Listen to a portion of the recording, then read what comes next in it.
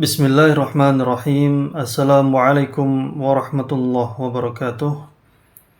Alhamdulillahirabbil alamin. Wabihi nasta'inu ala umuri dunya waddin. Wassalatu wassalamu ala asyrafil anbiya'i wal mursalin. Nabiyina Muhammadin wa ala alihi wa sahbihi ajma'in. Allahumma 'allimna ma yanfa'una wa zidna 'ilman wa 'amala. Allahumma amin.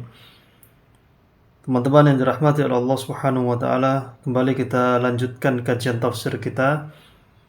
Pertemuan yang telah lalu kita sudah membahas tentang tafsir Al-Fatihah.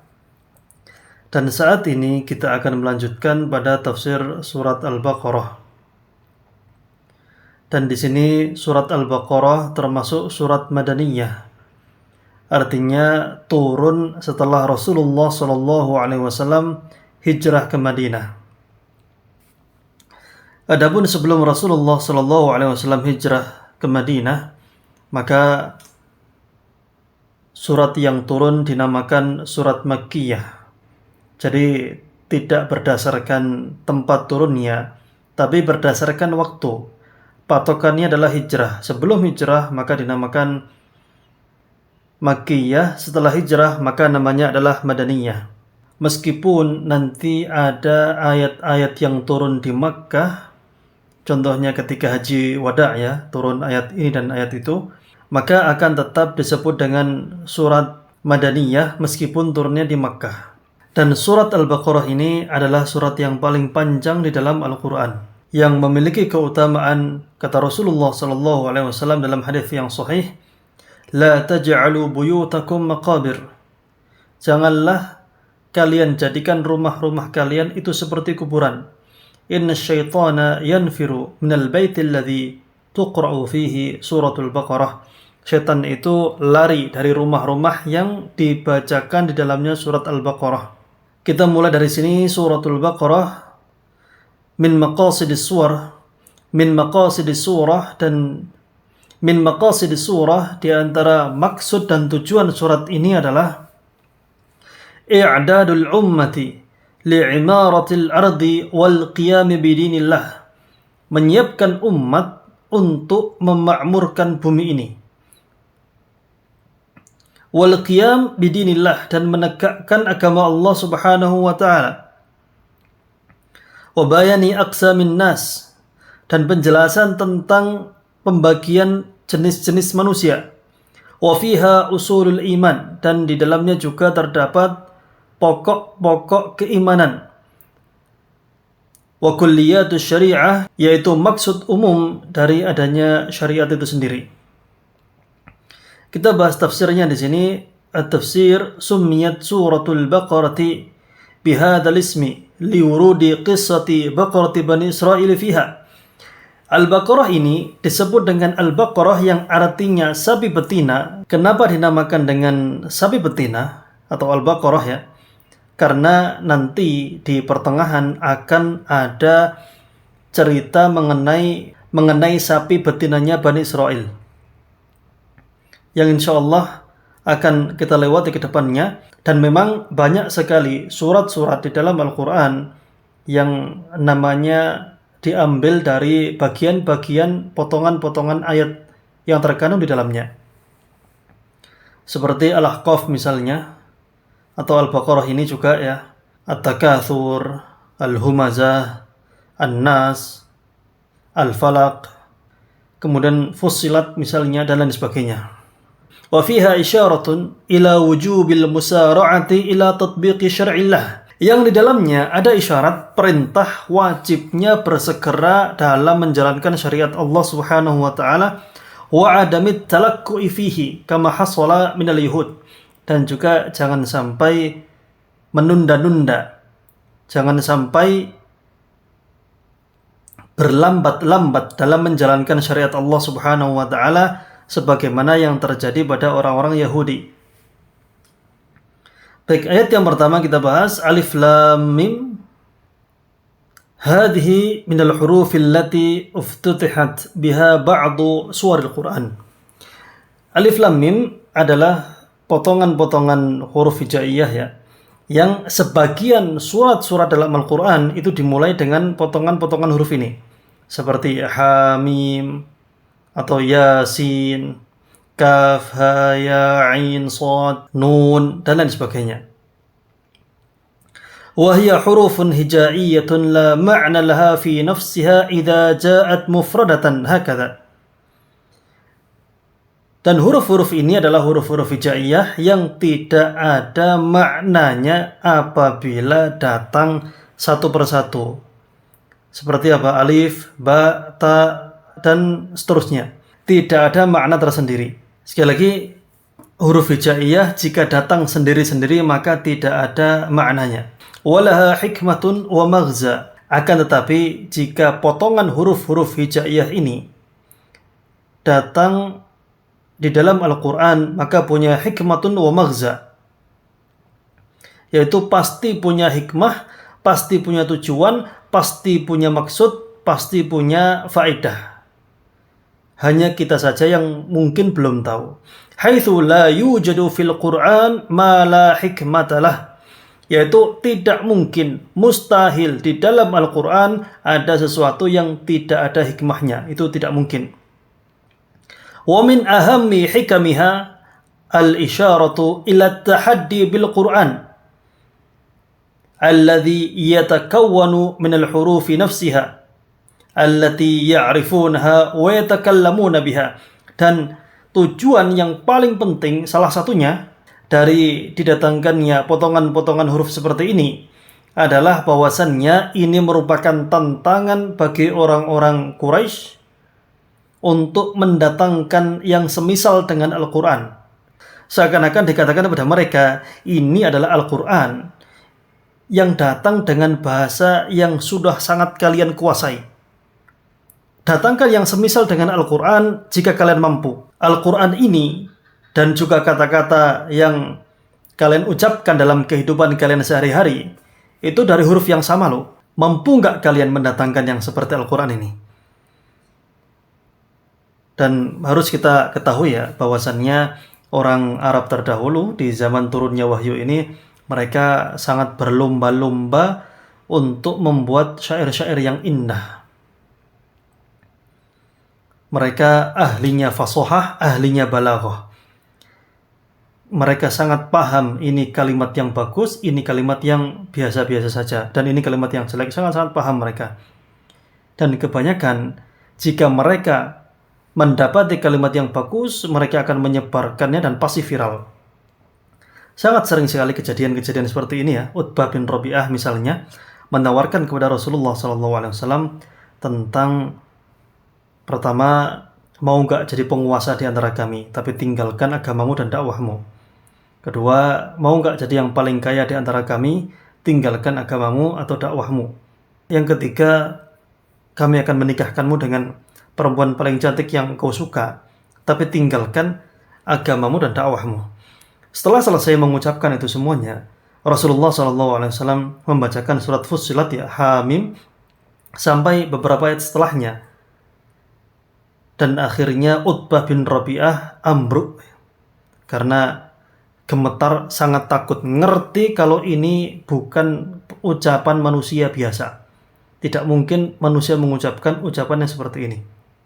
Namun bila kita membaca surat Fussilat ya, maka mayoritas kita mungkin akan merasa biasa-biasa saja. Kenapa? Karena memang kita belum paham maknanya. Begitu pula ayat-ayat yang lain. Para sahabat itu banyak yang masuk Islam setelah mendengarkan ayat-ayat Allah Subhanahu wa taala. Mereka paham keindahannya, mereka paham sastranya, mereka paham balaghahnya, mereka paham dengan isi kandungan maknanya. Sementara kita mungkin merasa ya lewat begitu saja. Sehingga sangat disayangkan bagi kaum muslimin apabila tidak bisa merasakan kelezatan, kenikmatan makna-makna kandungan Al-Quran ini. Karena sangat indah sekali apabila kita mampu untuk memahaminya. Kita lanjutkan.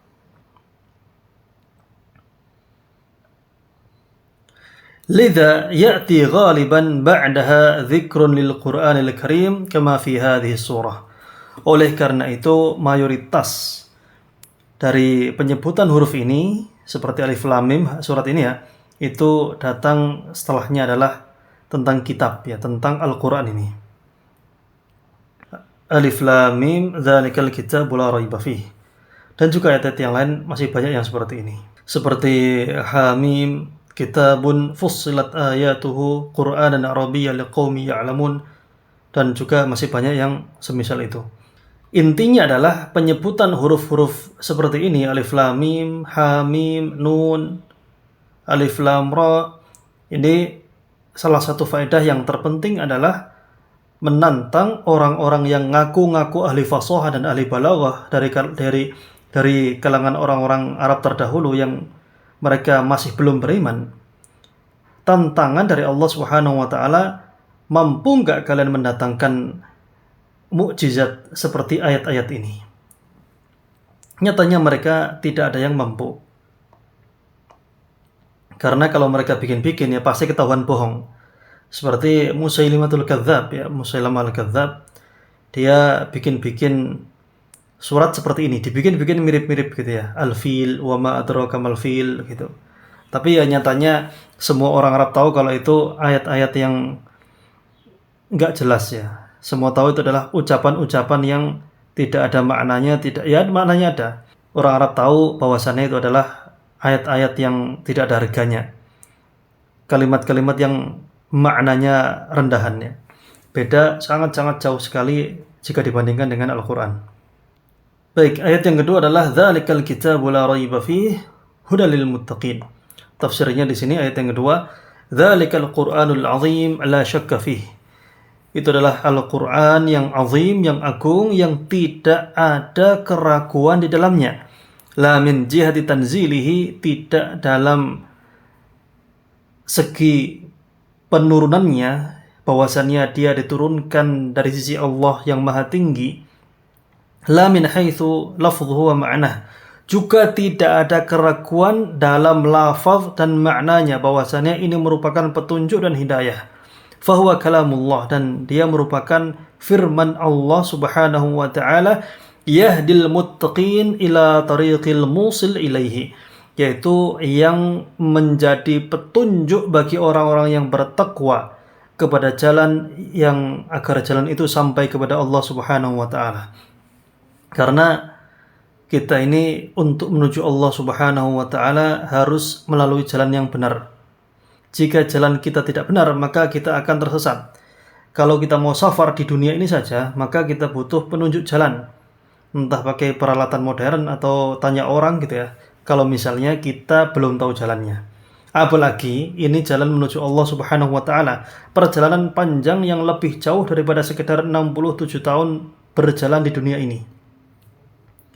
Maka kehidupan akhirat haruslah lebih kita cari tahu jalannya. Harus selalu kita pelajari, harus senantiasa kita meluangkan waktu untuk mempelajari ilmu-ilmu Allah Subhanahu wa taala yang dititipkan lewat Rasulnya, yang diajarkan oleh para nabinya. Ayat yang ketiga dan keempat adalah alladzina yu'minuna bil ghaibi wa yuqimunas sholata wa mimma razaqnahum yunfiqun walladzina yu'minuna bima unzila ilaika wa ma unzila min qablika wa bil akhirati hum yuqinun. Kemudian ayat yang ketiga dan keempat, alladzina yu'minuna bil ghaibi, yaitu orang-orang yang mereka beriman kepada yang ghaib. Ghaib itu apa? Wa huwa kullu ma la yudraku bil hawasi wa ghaba anna. Yaitu dia adalah segala sesuatu yang tidak bisa digapai oleh panca indera kita, wa ghaba anna, dan dia tidak hadir ya dari kita. Ghaib ini kalau kita lihat dari akar katanya ghaba yaghibu, ini tidak hadir ya. Biasanya kalau santri di absen, fulan di mana? Ghaib. Itu bukannya dia jadi makhluk halus, tidak ya. Tapi artinya dia sedang tidak hadir. Mimma akhbarallahu anhu au akhbaru anhu rasuluhu kal yaumil akhir. Dari apa-apa yang Allah Subhanahu wa taala kabarkan atau yang dikabarkan oleh Rasulnya sallallahu alaihi wasallam kal yaumil akhir, tentang misalnya hari akhir. Hari akhir ini masih ghaib ya, karena masih belum hadir. Kita yakin itu akan terjadi, yakin 100%, tapi untuk saat ini sampai sekarang memang belum terjadi. Tapi kita sebagai seorang mukmin yakin itu akan terjadi. wa humul ladzina yuqimunas sholata biadaiha wifqa ma syara'allahu min syurutiha. Dan juga mereka adalah orang-orang yang mendirikan salat sebagaimana disyariatkan Allah Subhanahu wa taala min syurutiha, dari syarat-syaratnya, wa arkaniha, dan rukun-rukunnya, wa wajibatiha, dan juga wajib-wajibnya, wa sunaniha, dan sunnah-sunnahnya. Jadi mendirikan salat itu ada syarat-syarat salat, ada rukun-rukun salat, ada wajib-wajib salat, apa yang wajib dikerjakan gitu ya. Dan juga ada sunnah-sunnahnya.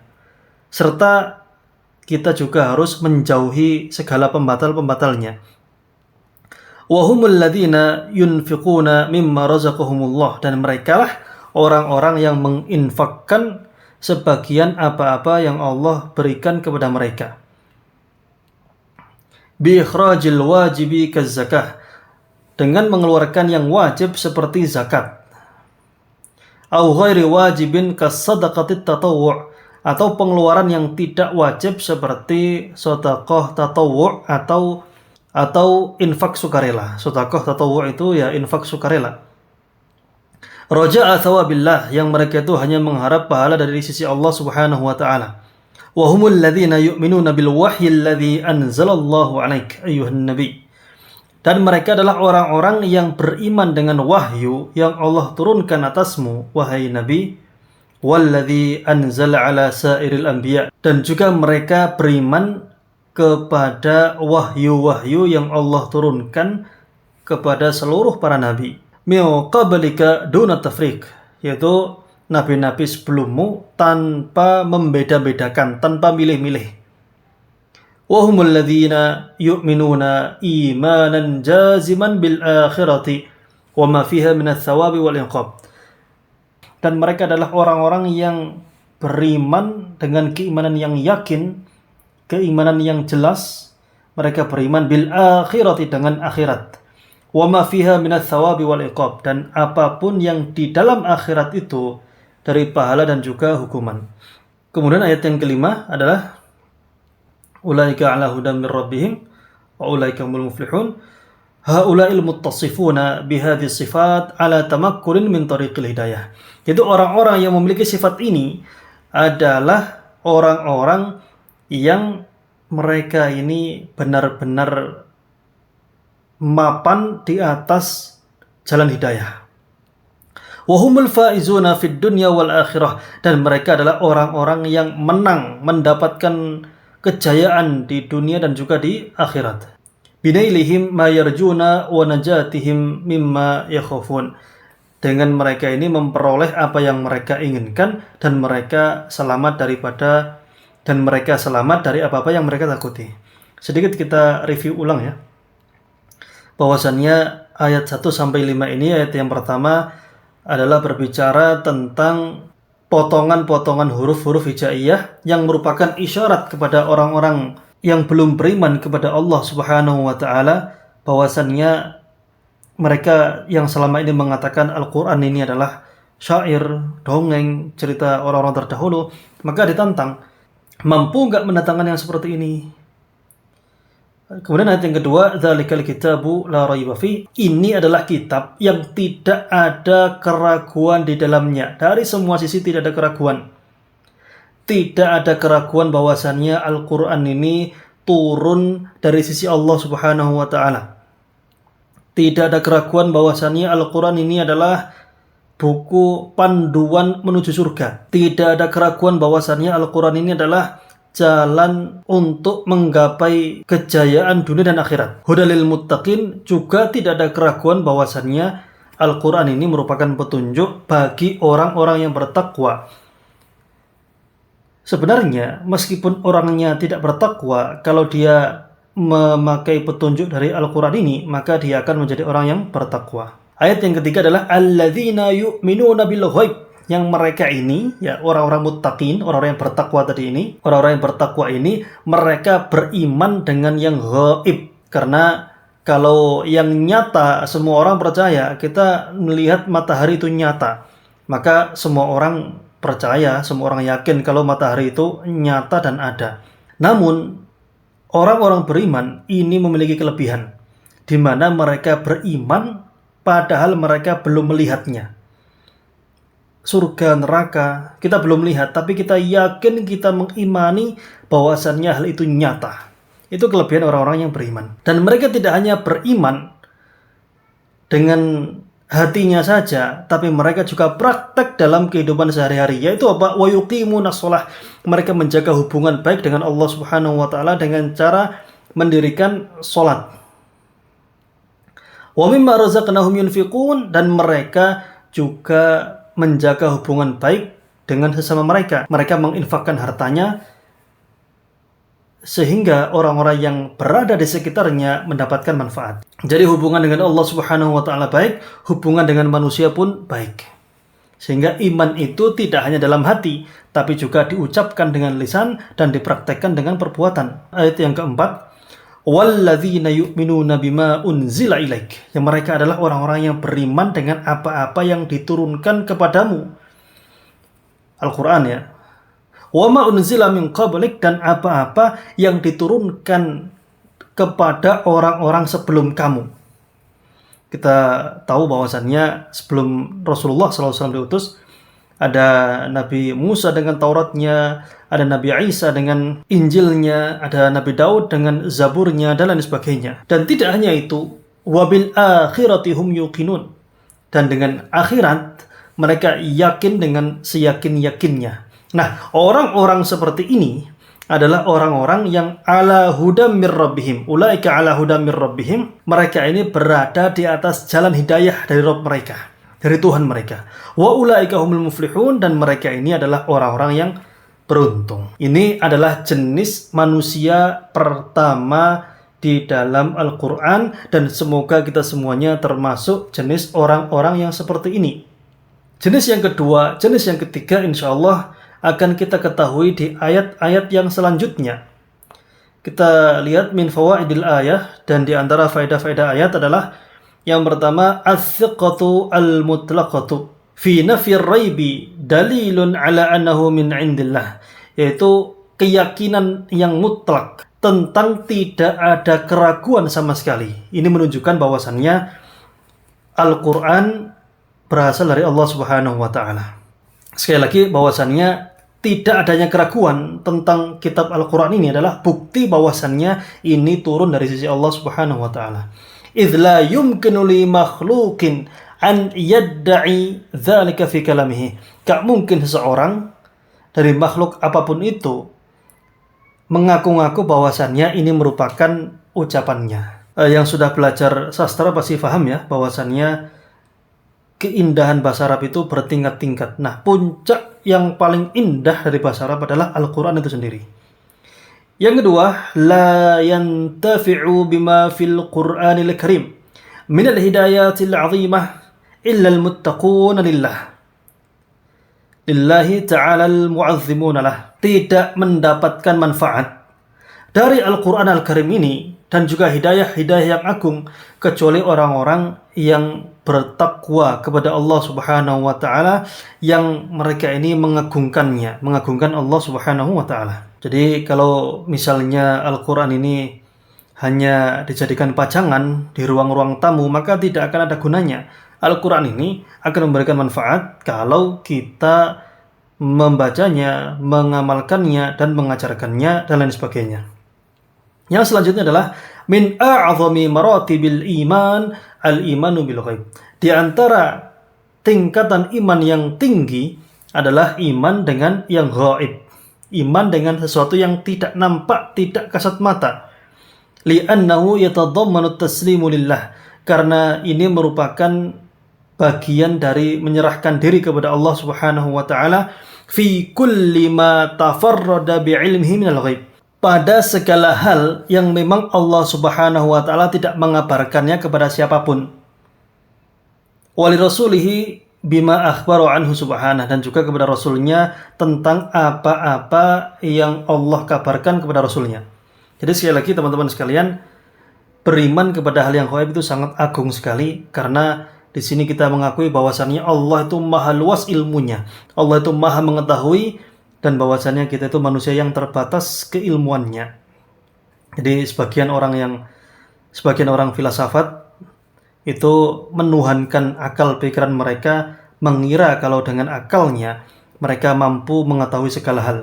Padahal akal ini, pikiran ini terbatas bagaimana terbatasnya mata, terbatasnya telinga. Mata kita melihat terbatas, telinga kita mendengar terbatas. Begitu pula akal kita berpikirnya pun terbatas. Hanya saja orang-orang filsafat yang berbicara masalah agama, mereka tidak menyadari hal itu. Katsiran ma yuqarrinullahu ta'ala baina salati waz zakah. Banyak sekali Allah Subhanahu wa taala memasangkan antara salat dan zakat. Banyak sekali ya, wa aqimus sholata wa atuz zakat, itu banyak sekali memasangkan Al-Qur'an itu dengan zakat.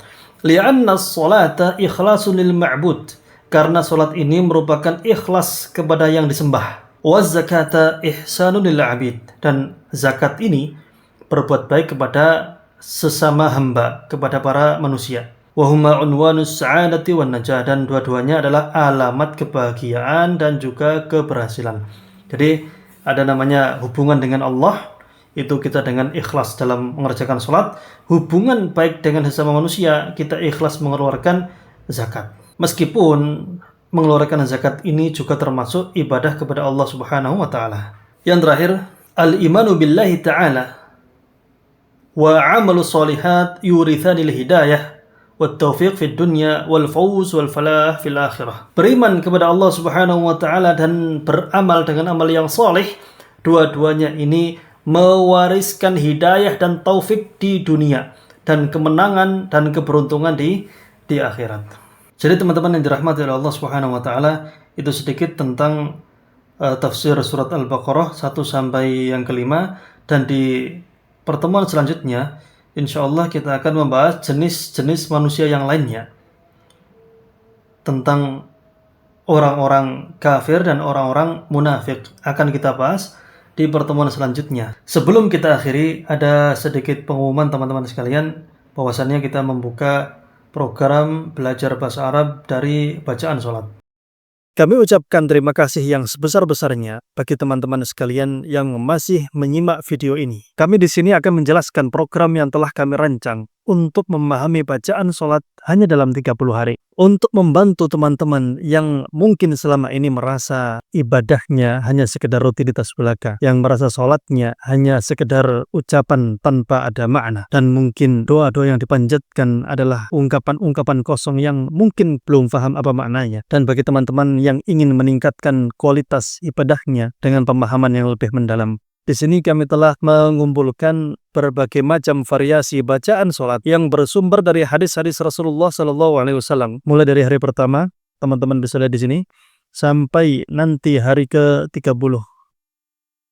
Setiap harinya kami akan mengirimkan kosakata yang sebenarnya teman-teman sudah hafal mayoritasnya. Kenapa? Karena memang berasal dari bacaan sholat itu sendiri. Saya ambil contoh di sini, misalnya adalah hari ke-13 ada bacaan Al-Fatihah. Sebelum mulai belajar, kita akan mengirimkan kosakata-kosakata seperti ini. Ini diambil dari surat Al-Fatihah itu sendiri, yang teman-teman insya Allah sudah hafal semuanya. Kemudian ada persamaan katanya, sinonimnya apa, antonimnya apa. Dan ini sangat kami anjurkan untuk dihafalkan, agar pemahaman kita terhadap doa-doa kita, sholat kita, dan bacaan Quran kita lebih bermakna dan lebih mendalam. Dan tidak hanya sampai di sini, kami juga telah mengumpulkan ayat-ayat Al-Quran yang mengandung kosakata yang telah teman-teman hafalkan. Sehingga jika teman-teman menghafalkannya, atau paling tidak memahaminya, maka teman-teman akan lebih mudah memahami ayat-ayat yang kita baca. Dan bagi teman-teman yang kesulitan untuk membaca kosakata yang telah kami berikan, maka kami akan membantu bagaimana cara membacanya, cara membaca kosakatanya, dan cara membaca ayatnya. Kemudian setelah itu kami akan mengirimkan video pembelajarannya yang bisa teman-teman simak setiap harinya. Dan bagi yang memiliki banyak kesibukan, maka tidak masalah jika disimak 2 hari sekali, 3 hari sekali, bahkan 1 pekan sekali, tidak masalah.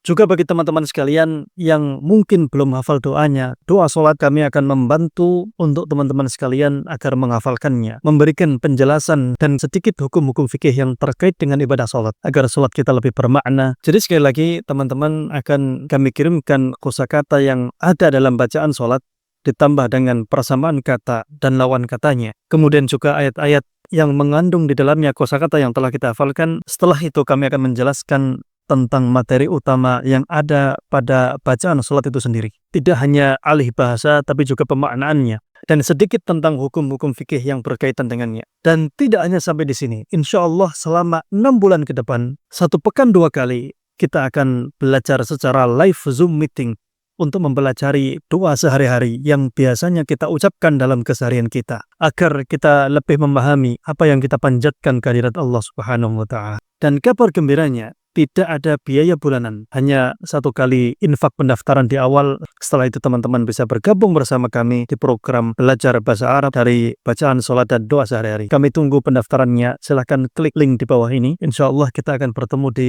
Zoom meeting dan kita akan belajar bersama. Harapannya adalah ibadah kita menjadi jauh lebih bermakna, lebih bisa kita rasakan kenikmatannya. Demikian yang dapat kami sampaikan. Jazakumullah khairan. Assalamualaikum warahmatullahi wabarakatuh. Baik teman-teman yang dirahmati oleh Allah Subhanahu wa Ta'ala, InsyaAllah kita akan lanjutkan di pertemuan yang akan datang. Apabila ada pertanyaan silahkan tuliskan di kolom komentar. Kita akhiri subhanakallahumma rabbana bihamdika asyhadu an la ilaha illa anta astaghfiruka wa atubu ilaik.